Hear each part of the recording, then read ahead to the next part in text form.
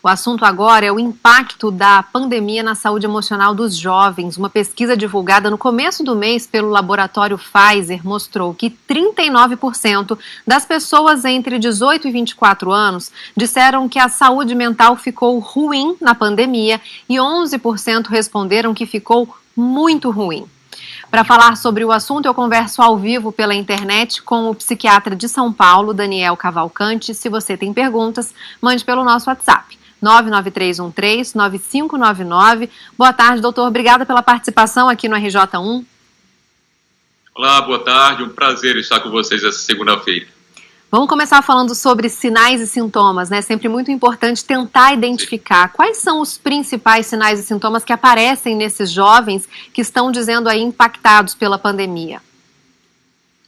Bom, a pandemia trouxe muita incerteza em várias esferas da vida, né? E os jovens, eles acabam sendo especialmente afetados por essa incerteza, uma vez que muitas vezes eles já estão imersos em uma atmosfera de ansiedade para se encaixar no mercado de trabalho, para irem bem nos estudos, para serem bem aceitos em determinado grupo social, isso sem contar a maior espera por vacina que esse grupo precisou enfrentar, né? Daí eles acabam sofrendo com uma ansiedade mais exacerbada. E aí, dentro desse quadro, né, de ansiedade mais exacerbada, é muito comum a gente ver sintomas como irritação, né, uma maior instabilidade emocional, uma maior dificuldade para dormir, né, momentos de tristeza ali também mais frequentes, são muito comuns, tanto no transtorno de ansiedade como no transtorno depressivo. Alteração ali na capacidade de concentração, né, alteração na disposição. Enfim, há uma série de sintomas aí que a gente vê bastante, está vendo cada vez mais nesse grupo ao longo desse período de pandemia.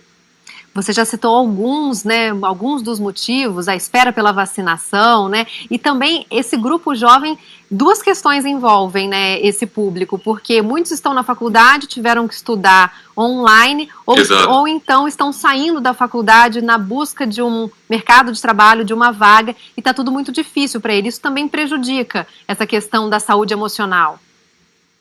Exatamente. Mudar o regime, por exemplo, de aulas da faculdade para um regime online já é um fator bem estressante, né?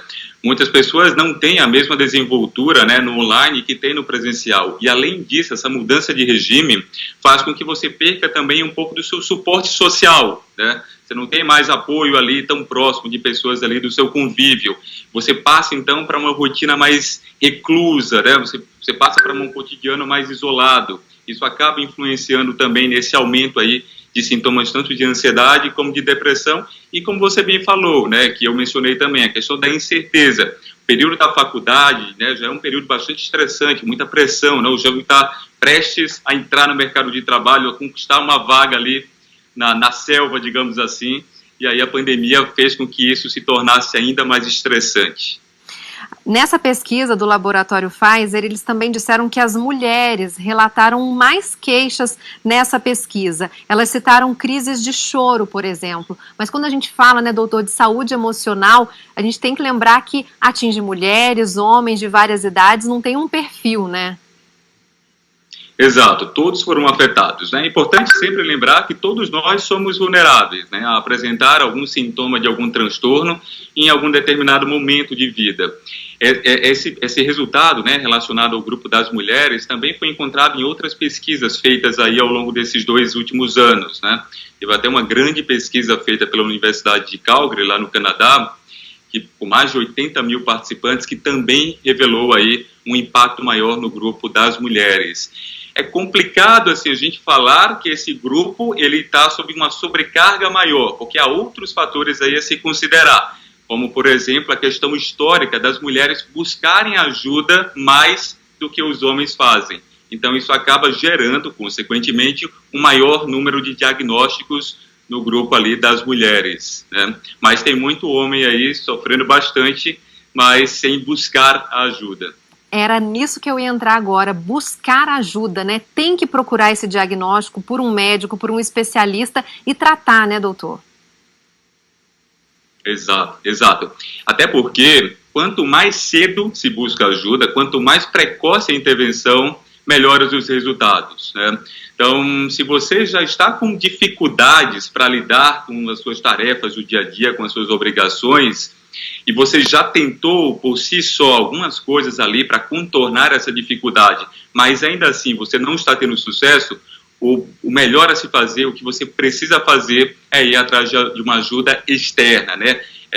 Ir atrás de uma ajuda profissional ou mesmo se abrir para algumas pessoas próximas para conseguir esse suporte emocional, né? E, consequentemente, um bom resultado aí no contorno, na superação dessa situação difícil.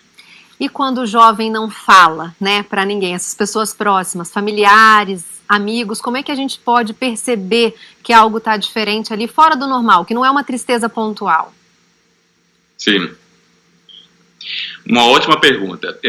A gente precisa ficar atento também aos sinais não verbais, né? Ou seja, às vezes o jovem não fala, mas você percebe algumas mudanças comportamentais nele.